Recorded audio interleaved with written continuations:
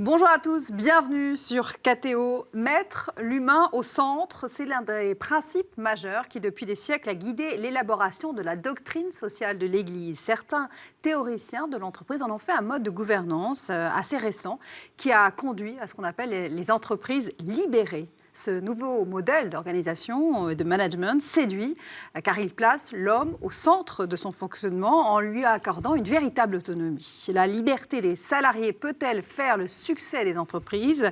C'est à vous, messieurs, que je vais poser la question. Jean-Eudes Tesson, bonjour. Bonjour Priscilla. Chef d'entreprise, membre des EDC. Joseph Touvenel, bonjour. Vous avez Bonjour. un nouveau titre puisque maintenant vous êtes secrétaire confédéral de la CFTC. C'est vrai. Bravo, bravo Depuis à le vous. dernier congrès, puisqu'il faut faire place aux jeunes, j'ai décidé de ne pas me représenter comme vice-président, mais on m'a donné un nouveau titre, donc ça ne change Mais ça vous va, rien. secrétaire confédéral, ça vous va très bien. Voilà, j'ai le plaisir de vous retrouver comme chaque semaine. Jean-Eudes, c'est à vous que je vais poser la première question. Qu'est-ce qu'une entreprise libérée? Alors, il faut s'entendre sur le concept. C'est un concept, la libération d'entreprise. Mais quand on parle d'entreprise libérée, on veut dire qu'il s'est passé quelque chose dans son organisation. Et moi, personnellement, je préfère parler soit d'entreprise libérante, libérant les hommes et les femmes qui y travaillent, ou en tout cas libérante des énergies.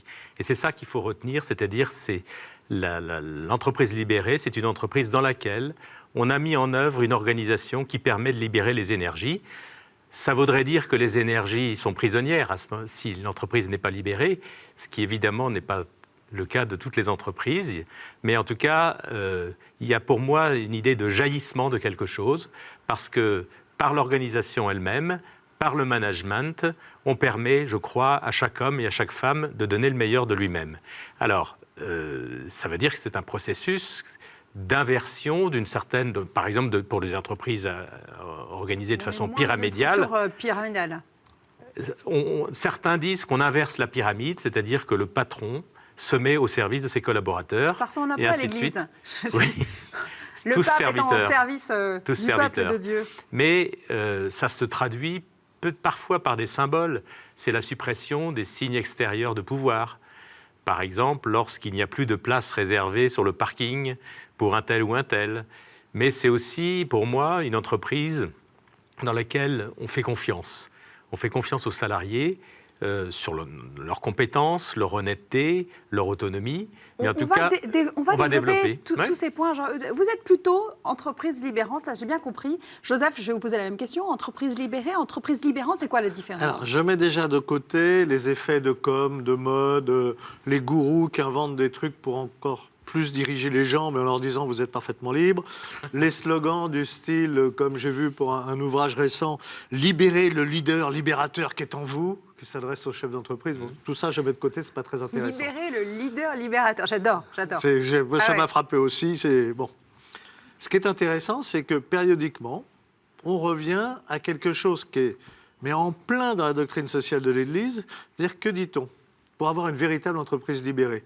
D'abord, c'est affirmer qu'une entreprise est d'une communauté humaine.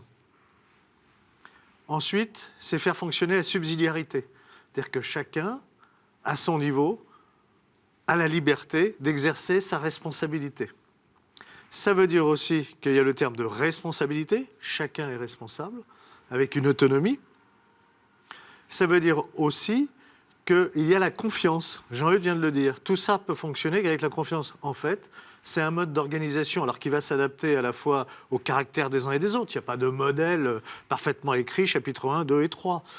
Qui va s'adapter aussi à l'activité. On ne pourra pas traiter de la même façon et agir de la même façon dans un secteur industriel où il y a des gros risques à la fois pour la santé des salariés ou pour l'environnement, et dans une entreprise qui est juste une entreprise administrative. Il y a aussi des effets de bon sens. Mais c'est très, très intéressant de voir qu'aujourd'hui, ce qu'on invente, c'est la doctrine sociale de l'Église en nous disant c'est super moderne. Vous avez raison, c'est super moderne. Mais c'est toujours moderne. Mais vous n'avez pas fait la différence entre libéré et libérante. C'est quoi? Alors, vous avez parlé de marketing, de toilettage, de communication, mais il y a quand même des nuances. En quoi libéré, libérante, une entreprise libérée, une entreprise libérante? Je ne fais pas trop la différence. Pour vous, c'est à peu près la même chose. Si on est bien dans son travail, si on est reconnu dans son travail, si on sait qu'on appartient à une communauté humaine qui est utile, on se sent à la fois libéré mais attaché, parce que je suis d'autant plus attaché à mon entreprise que je me sens libre. Donc, en fait, Et donc, elle est tout libérante. repose sur une forme d'adhésion. Il faut, Oui, d'engagement. Voilà. En fait, D'engagement, ce sont d'adhésion. des paramètres qui permettent l'engagement parce qu'on y met tout son être à ce moment-là. C'est-à-dire si on se Et sent libéré... la liberté, c'est fondamental. C'est-à-dire que la liberté d'adhésion permet un engagement plein et entier. Oui, mais c'est aussi... Je vais prendre un exemple. Il y a une entreprise un peu mythique dans le monde des entreprises dites libérées, qui est l'entreprise Favi. Et il y a dans cette usine qui travaille les métaux, des ouvriers qui travaillent avec des gants. Il y avait, jusqu'à un certain moment, le magasin dans lequel les gens venaient remplacer leurs gants parce qu'ils étaient usagés. Et il y avait des salariés qui tenaient, ça marchait 24-24, donc 24-24, il y avait des gens qui se relayaient pour noter qu'un tel était venu chercher une paire de gants, etc., et vérifier qu'elle était bien usagée. Ils sont aperçus que ça leur coûtait beaucoup plus cher d'avoir 3 salariés en permanence, plutôt que de laisser les gens venir se servir, en considérant qu'ils sont responsables. Il y a peut-être certains qui vont piquer une paire de gants, mais ça coûtera de toute façon moins cher que d'avoir 3 salariés en permanence. Mais ça, c'est le lien aussi entre l'économie et la confiance que l'on peut faire. Et curieusement, ou pas curieusement d'ailleurs, ça va souvent ensemble. Ce qui est bon, ce qui est moral, ce qui est éthique, est souvent aussi économique. Alors, comme toute liberté, elle doit s'accompagner d'un certain nombre de règles. C'est-à-dire qu'on ne peut pas être libre, totalement libre, parce que sinon c'est un peu le chaos. Vous êtes d'accord avec moi? Il y a quand même des règles à poser. Quelles sont les règles qui permettent aux salariés de se sentir en confiance, libres, respectés dans leur autonomie et leurs compétences? Il y a sans doute... D'abord, la taille de l'entreprise joue. C'est-à-dire qu'il ne faut pas qu'elle soit trop grosse? Il faut qu'on se connaisse. Dans une très grosse entreprise, on peut concevoir cette entreprise libérée par service. Parce que je fais partie d'un très gros ensemble. Après, on a des exemples qui sont d'entreprises de plus petite taille, où évidemment la relation humaine directe entre le patron et les salariés fait que le fonctionnement est autre. Mais les règles, ce sont des règles de bon sens. Les premières des règles, c'est les règles de convivialité, j'allais dire, respecter l'autre. Dire bonjour, dire au revoir, respecter les horaires de travail, respecter le service de la clientèle. En fait, tout ça, ce sont des règles qui, à la limite, n'ont pas besoin d'être écrites. Sauf qu'à un moment donné, il faut qu'on sache si l'entreprise ouvre à 8 heures ou à 9 heures. Donc on l'écrit. On est plus proche du bon sens qu'autre chose. Et ça se construit au fur et à mesure avec les salariés. C'est ça l'entreprise libérée. Parce que quand Léon Harmel, au XIXe siècle, nous dit que lui, il a été beaucoup plus efficace quand les salariés ont pu s'exprimer sur les grandes orientations de l'entreprise, faire partie à la réflexion générale, l'organisation, ils ont déposé plein de brevets et l'entreprise s'est développée. Mais l'entreprise libérée, c'est ça. C'est faire confiance aux gens, sachant qu'à un moment donné, il y a toujours un patron. Alors, sa façon d'exercer le pouvoir, c'est aussi son caractère. Mais moi, j'ai été frappé, il y a une entreprise dont on parle pas mal, c'est CN Industrie, qui est une entreprise qui est du côté de Brioude. Ça fait 10 ans qu'elle existe, entreprise libérée. Et j'ai regardé une petite vidéo et le patron Clément, alors tout le monde l'appelle Clément, avec ses 10 salariés, voilà ce qu'il nous dit. La clé, c'est d'avoir une entreprise qui nous ressemble parfaitement, qui est vraiment à mon image, où je n'ai pas besoin de venir et de jouer un rôle de dirigeant. C'est très significatif. Et tous les salariés, visiblement, ça se passe très bien. Mais c'est lui, avec son caractère, qui a mis en place, parce que c'est nous, mais c'est je. Et à un moment donné, la personnalité du chef d'entreprise, évidemment, est essentielle.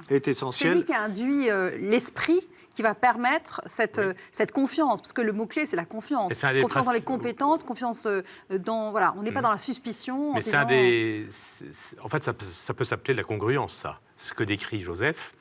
C'est-à-dire l'entreprise, elle est à l'image, elle dit et elle fait ce qu'elle est. Et ce qu'elle est, c'est puisé dans la personnalité de son dirigeant, de son créateur. Je voudrais revenir sur quelques règles, parce que dans Entreprise libérée, il n'y a pas désorganisation.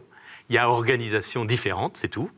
Mais ça veut dire que les tâches, les responsabilités sont réparties. Mais le danger, lorsqu'on répartit des responsabilités, c'est de croire que tout le monde peut être responsable de n'importe quoi. Eh bien, c'est juste l'inverse. C'est être aussi dans la délégation, en adéquation avec les compétences des uns et des autres, ce qu'ils peuvent produire, ce qu'ils peuvent réfléchir à un moment précis aussi de leur carrière, parce qu'on n'a pas tous les mêmes compétences tout au long de notre carrière. Donc, qu'est-ce que ça veut dire ? Ça veut dire avoir une approche globale de chaque personne, individuelle de chaque personne. C'est l'inverse de la prise en compte de l'équipe sans discernement dans laquelle l'individu est noyé dans l'équipe. Et je pense que... C'est un management en cordeau. C'est-à-dire qu'on connaît bien ses salariés, on connaît bien leurs compétences, on connaît bien les tâches qu'on peut leur déléguer et celles qu'on ne peut pas leur déléguer. Parce qu'une des dérives, c'est que justement les gens, parce qu'ils peuvent être extrêmement généreux, extrêmement investis dans l'entreprise, se laissent déborder, se laissent accaparer par leurs tâches et finissent en burn-out. Oui, mais avec une limite, une précaution tout simplement. Mais j'ai déjà eu l'occasion de le dire dans une émission récente, c'est que le principe de la délégation, c'est que celui à qui on a délégué rende compte. Ce qui est l'inverse de ce qu'on a pu, c'était l'émission sur l'autogestion, l'inverse finalement de l'anarchie dans l'organisation. Là, les gens savent précisément de quoi ils sont responsables et rendent compte de ce qu'ils ont exercé comme responsabilité à quelqu'un d'autre, qui peut être là aussi une personne bien identifiée, parce que si on ne sait pas qui finalement est son patron, ou en tout cas à qui on rend compte, on peut se perdre. Non seulement rendre compte, mais aussi pouvoir demander conseil, se reposer sur... Parce qu'il y a aussi un dialogue qui est nécessaire. À un moment, on a besoin d'être conforté dans une décision. Oui, mais ça nécessite de créer, et ça c'est aussi un ingrédient, une certaine sécurité. Il n'y a rien de pire que l'insécurité, parce que c'est là qu'on commence à faire des bêtises. La sécurité, ça se construit. La confiance y contribue. Mais savoir qu'on peut, si on n'y arrive pas, aller rechercher de l'aide ou s'appuyer sur quelqu'un de solide, là, vraiment, c'est important. Joseph, vous êtes d'accord avec cette définition de... Entièrement raison. Alors, il y a dans la littérature spécialisée, on nous raconte souvent, à un moment donné, le chef d'entreprise, il a monté son entreprise et il ne sert à rien. C'est totalement faux. Il voit sa tâche souvent différemment et fréquemment, c'est lui qui possède l'information. Parce que c'est lui qui est au contact des gros clients ou des petits clients, enfin des clients, c'est lui qui est au contact des autorités du territoire, c'est lui qui est au contact de l'ensemble des salariés. Et en fait, l'information, c'est le pouvoir. Mais c'est une façon d'exercer le pouvoir différente. Merci, messieurs. On va s'arrêter là parce qu'on arrive au terme de l'émission. Mais moi, je remarque quand même, Jean-Eudes, que Joseph, un syndicaliste qui loue le rôle du patron, c'est pas tous les jours. Mais un syndicaliste est aussi un patron. Moi, j'ai des salariés. Et un patron peut être syndicaliste, la preuve. Mais je ne suis pas étonné de Joseph. Voilà, merci à vous, messieurs, pour nous avoir éclairés sur ces concepts assez semblables, libérés, libérantes, en tout cas, qui reposent sur l'autonomie et la confiance. Voilà, c'est un bel exemple. Merci à vous de nous avoir suivis. À la semaine prochaine.